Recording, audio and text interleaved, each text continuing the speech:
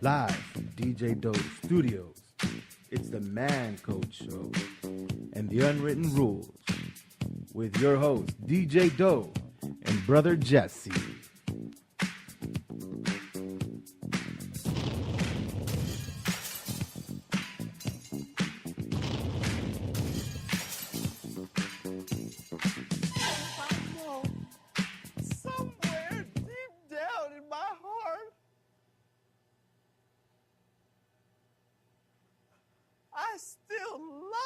Let me tell you something you already know. The world ain't all sunshine and rainbows. It's a very mean and nasty place, and I don't care how tough you are, it will beat you to your knees and keep you there permanently if you let it. You, me, or nobody is gonna hit as hard as life. But it ain't about how hard you hit. It's about how hard you can get hit and keep moving forward. How much you can take and keep moving forward. That's how winning is done. Now, if you know what you're worth, now go out and get what you're worth. But you got to be willing to take the hits and not pointing fingers saying you ain't where you want to be because of him or her or anybody. Cowards do that, and that ain't you. You're better than that. Orphans, smile and be happy. For God has blessed us with a new teacher. And now, our feature presentation. All right. Welcome to the Man Code Show and the Unwritten Rules. I am your host, DJ Doe, along with my co-host here, Brother Jesse. How you doing, Brother Jesse? Doing great. I'm excited to be here in the studios today. Oh, that's fantastic, man. We've been working on this for a minute now. We've been working on trying to get the show up and running here, the Man Code Show. And since this is our first show, right, Brother Jesse? That's right. Right, man. We are actually broadcasting out of Anaheim, California. So a lot of the stuff that we'll be talking about here doesn't just pertain to Southern California, but being so that we are from California, we are two Latino brothers, but we are not just Latino. We are individuals who have faced a lot of different things that men have faced all over the world. Ain't that right, bro? That's right. That's right. So just to give you a couple little things for our listeners here to know about us, I have been in playing with music for a long time as a DJ. I am an actual DJ, but not only that, I have been a person who works in the community as a leader, working with youth and working with kids, and that's how I came across with Brother Jesse. Brother Jesse, tell us a little bit about yourself. A little bit about me. I have over 20 years of community service here in the county. I've also have in the county of Orange. County of Orange. That's right. I've worked with many young men, incarcerated fathers and their children. I also spent 10 years in the drug rehabilitation center for young people. And currently I work at an elementary school. All right. Well, you know what, Brother Jesse, the way I got to know you, too, is working with you at a particular school. But the way you were able to help me out, being the fact that you're about 10 years my senior, you helped me out with some of my marital relationship stuff. And of course, you know, rule number one, when you're married, you don't talk about everything in a relationship. But if you don't talk about some of the issues with another brother or somebody who's a confidant, a lot of people could be facing some real issues. Ain't that right? Yeah, it's real tough nowadays, especially being married, children. Yep. You have a lot of pressure. You've got to stay focused at work, and then there's a lot of chaos maybe going on, a lot of drama. And sometimes you need to take time out and just need to share your frustrations and maybe just have someone listen to you for a minute. Yeah, that's true, bro. Well, can you tell us a little bit about what is the Man Code? Yeah, the definition, or a little bit about knowing the Man Code. What is the Man Code? The Man Code is an unwritten set of rules that men live by. That's right. And often it involves but rarely changes. Take the Man Code seriously when you can. It often tells others that you respect them as much as you respect yourself. All right. And that's why we're here today. It's about respect. And I tell young people all the time that even with kids in elementary, I ask them to respect themselves, respect the teacher. And the definition of respect is is taking someone seriously. When you take that person seriously, they're going to learn to respect you back. And for me, when men respect you, especially older men, they'll tend to mentor you, give you advice, and also train you. Wait, you know what, Brother Jesse? You know, when you were talking, it reminded me, you know, because you're talking about respect. You know, the man code that I grew up around was a little different, you know. And I remember having a particular roommate, and you know, he had a different lifestyle than I had, and I'm not judging him in any way, shape, or form, but I do remember saying, "Hey, bro, man code," and he was talking in reference about having a particular person he was dating come over, but it wasn't his regular girlfriend, and I looked at him and I said, "You're not serious," and you know what I'm getting at right now, right? Yes, I do. All right, so let's be realistic. There is another point of view when it comes to the man code. There's I think where the man code originally came from this worldly view of, hey, there's certain things we don't talk about because we're bros and we back up bros, but our show's different here, right? Yes, it is. The reason why it's different, it's because just like my roommate was saying, hey, bro, man code, you know, and we were talking about the unwritten rules. It's actually in the title of the show. And, you know, what he was talking to me, I didn't understand specifically what he wanted me to do, so I had to ask him like a fool. And I said, what do you mean? And he says, you can't say nothing, bro. You're my bro. You can't tell the girl that I have a girlfriend. This is a situation on how things get real messy, so I'm expecting you to back me up. It's the man code. Right, not burn the spot. Yeah, that's right. And I said to him, I said, bro, I don't really feel comfortable doing that, only because I know your girlfriend and she's a nice lady, and if you do get caught, have you thought about her feelings? And he says, what are you trying to tell me? He even said in Spanish, de veras? He's like, are you serious? So I was young, and I was naive, and I just said, all right, dude, well, whatever. And I did back him up on it. But you know what, bro? He got in a lot of trouble. He kept following and making that same mistake, and eventually it all blew up. And I also had to pay for it too, bro, because she was knocking on my door. She was knocking on my door, yelling not just at my roommate, but also me, because she assumed that I was affiliated with the act. Well, you kept quiet. Yeah, that's you right. Didn't tell her. That's right. So the man code show here and the unwritten rules that we're talking about is really about honor, isn't it? Honor, respect. That's right. Communication. I like that. There's so many things that we can talk about man code. Okay. Well, we're not going to get them all in one episode, but we're just going to go ahead. We're just trying to scratch the surface a little bit so that our listeners know what we're talking about here. Now, I do know, Brother Jesse, that not everybody's going to see our point of view.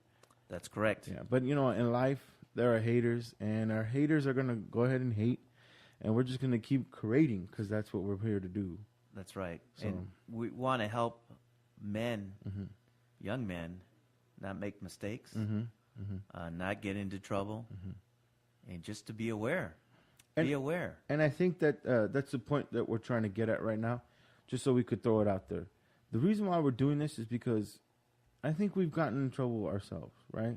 Many times. Many times, right?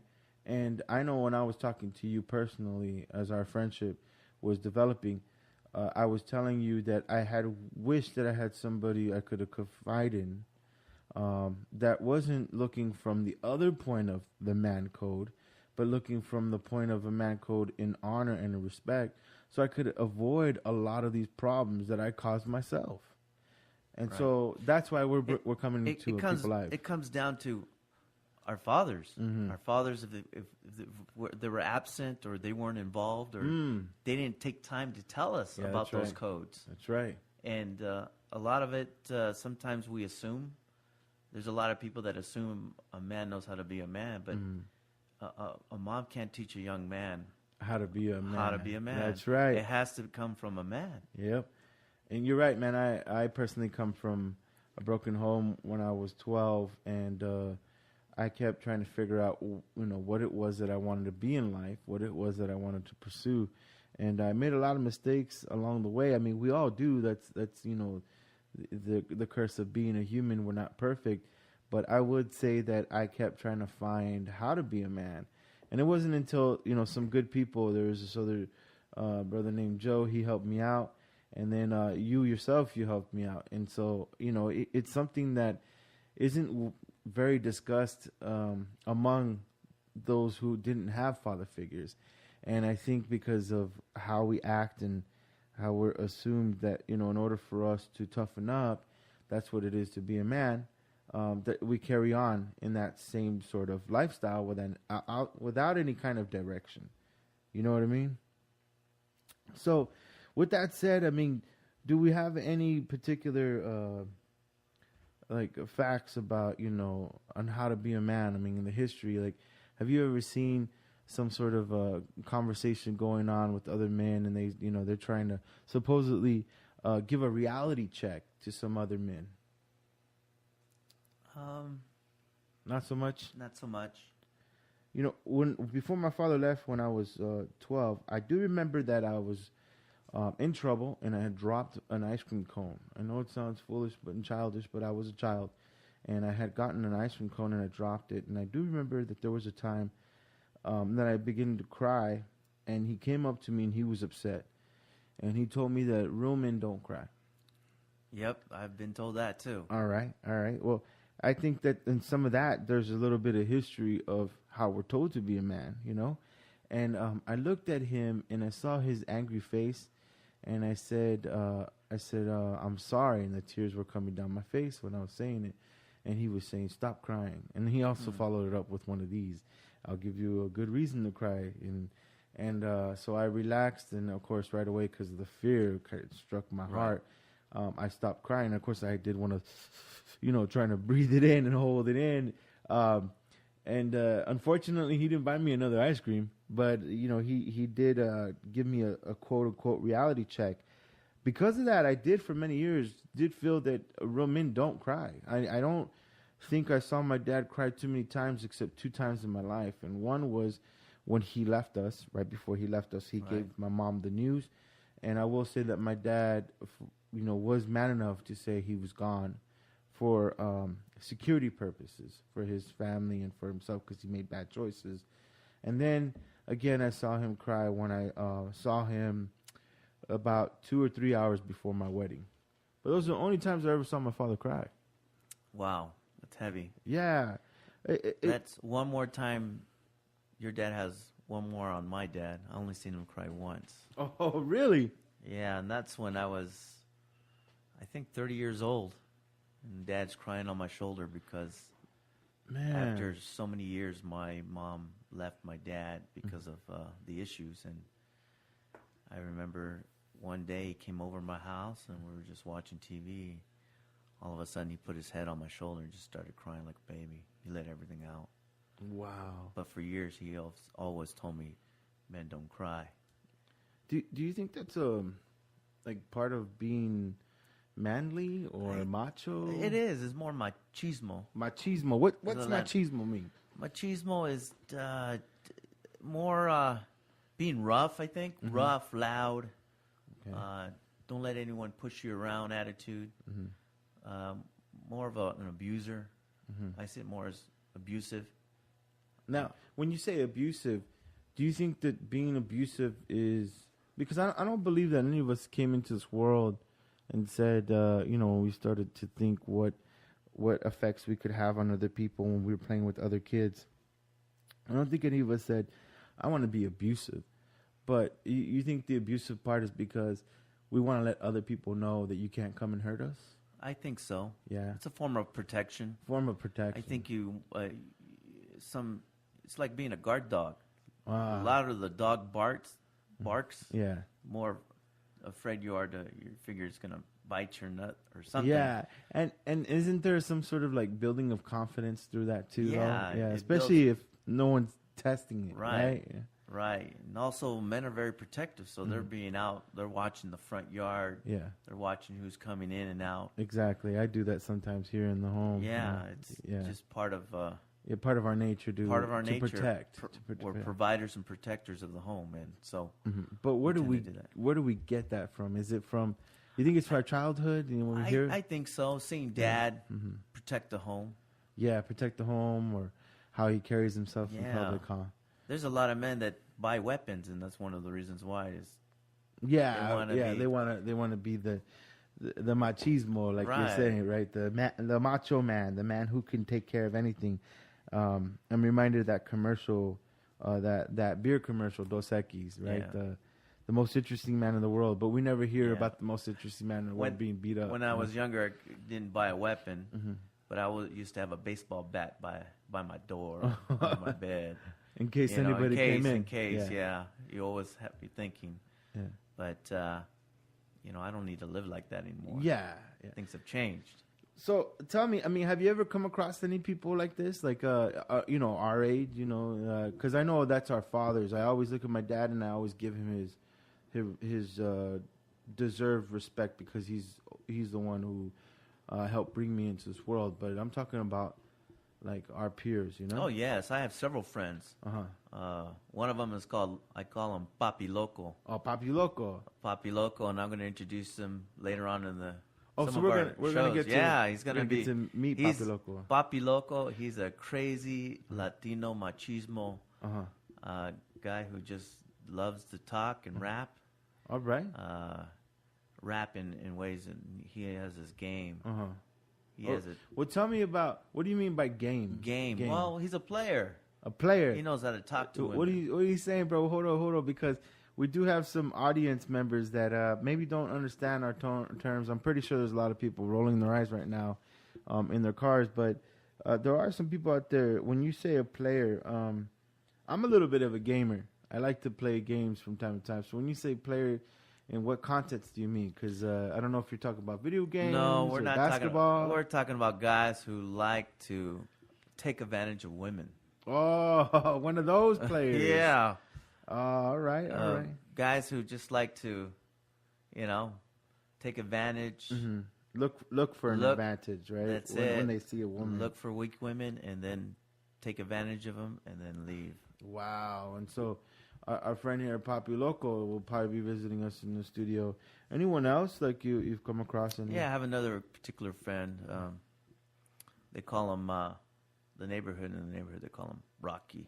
Rocky? Like Rocky Balboa? Like yeah, Rocky, What we heard just a few minutes ago? Yeah, they call him Rocky. He's one of my good friends, and he's a character. Oh, yeah? What I love about him, he's real, man. He just tells it like it is. But he has status in the neighborhood, has the keys to the neighborhood. Well, that's what he thinks. Yeah. What do you mean by keys to the neighborhood, though? Keys. Yeah, explain to us. The mentality is that they give you, they think that they give you the control. You have the opportunity to just control the neighborhood and do what you want. You're the leader. You're the main guy. Oh, okay. Go to. Kind of like a shot caller in a sense, right? Someone who's just calling the shots. Yeah.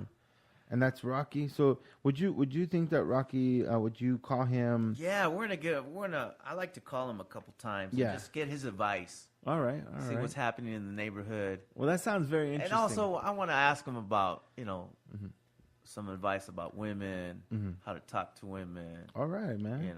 Talk about what's going on. So we can in get the his perspective on it. Yeah. Right? Yeah. All right. Cool. You know what, bro? What I really like about that, brother Jesse, is the fact that we're definitely going to look at other people's points of views.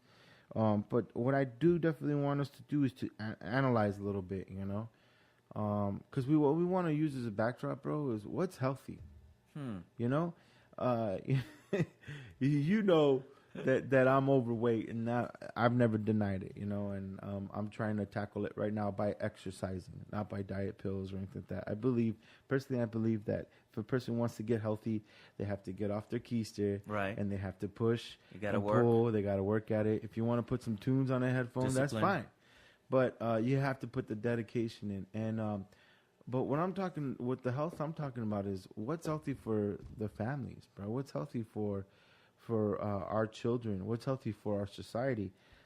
If a man is the leader of the household, Brother Jesse, then maybe we need to understand that leader should be kept to a really high standard. And I think you and I both know that because we've dealt with that ourselves, right? I mean, Right. I myself, being the leader of my household, have made some really bad choices in the past, you know?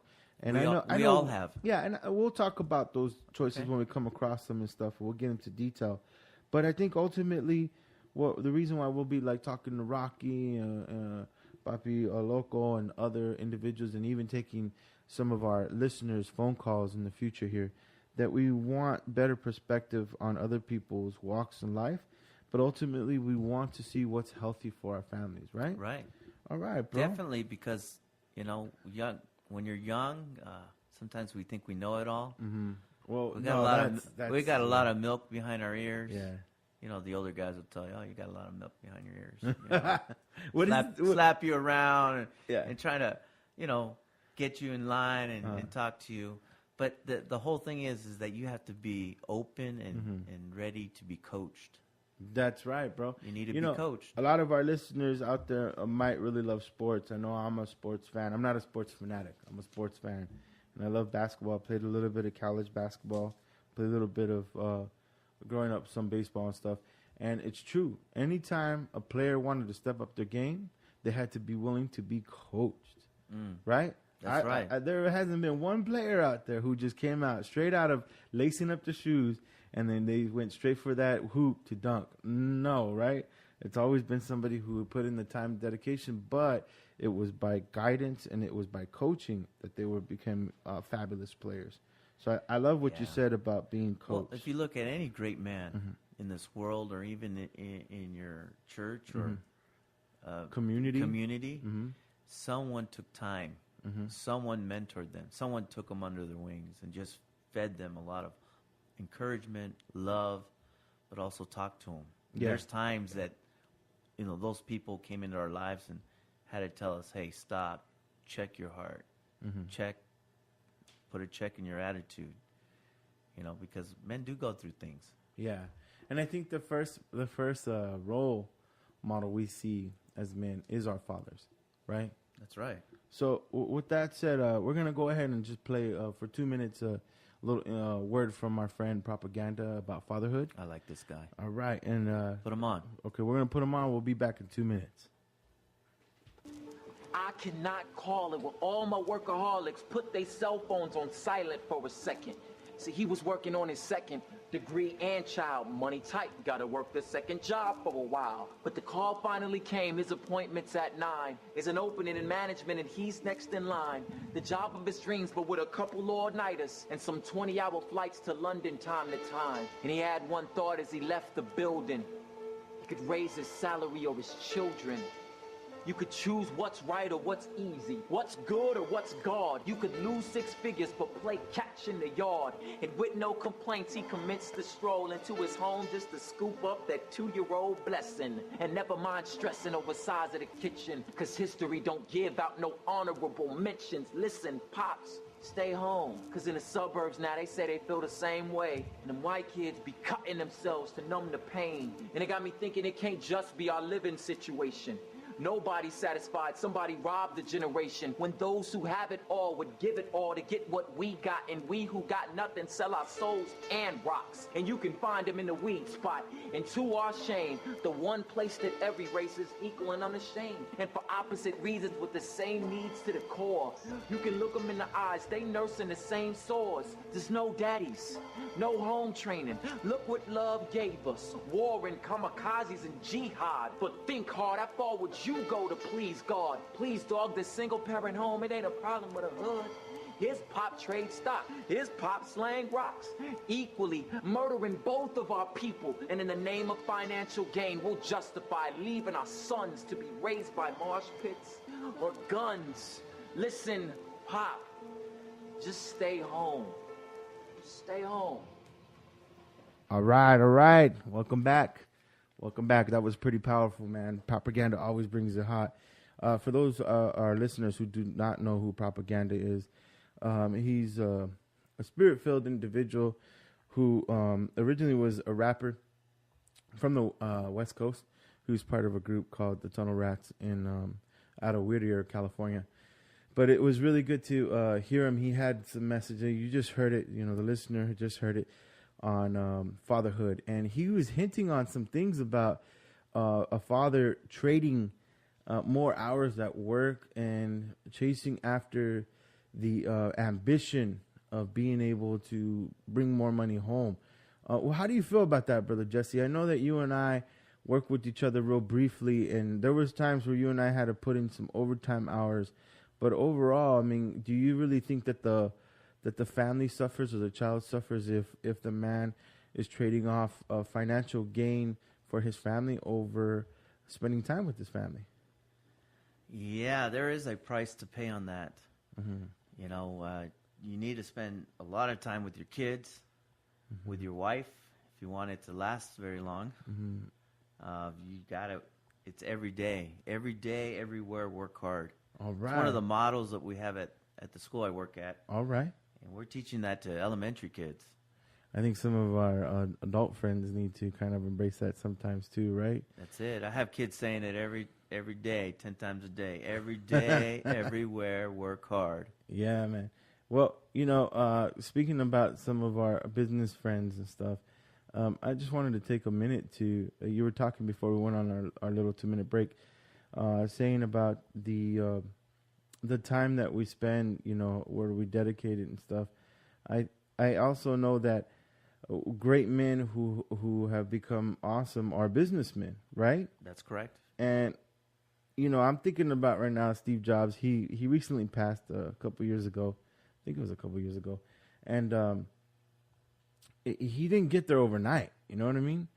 But it took time and dedication. And I don't know if you knew this, but he himself was an orphan.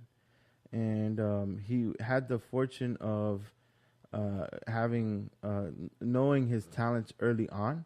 And he knew what he wanted to do, even after the fact that, you know, he could have faced many years of education, but instead he went straight after his dreams. And, you know, a lot of people look at him and say, well, that's one guy who did it right. But overall, there had to be plenty of times that he didn't get to spend with his family. And I think, you know, that no matter what we are, who we are, what title we carry, we do have a sense of responsibility as men to take care of what we do have, right? That's correct. We need to have a balance in our lives. And if we don't have a balance, it could get out of control. That's right, bro. But also, a lot of times, good men don't second guess themselves.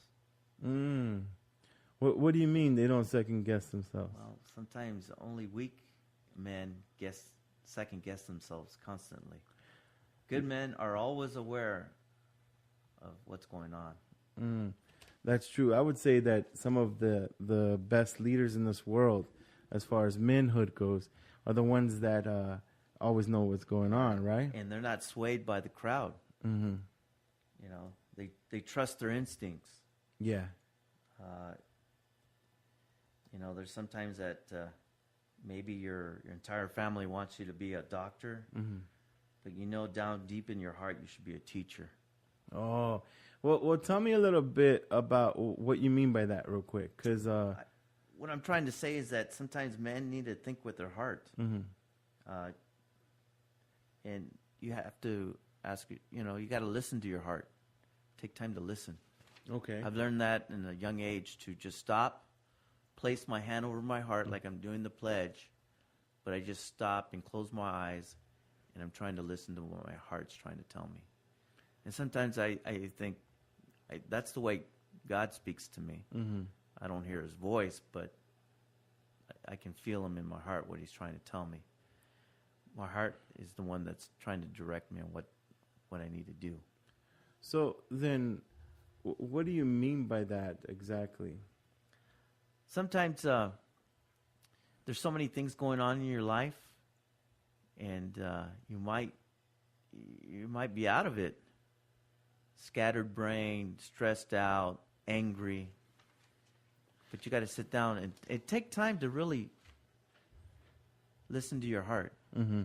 Because every man has a heart, And if they sometimes sit down and let their hearts guide them, I think they would be a better person, a better man.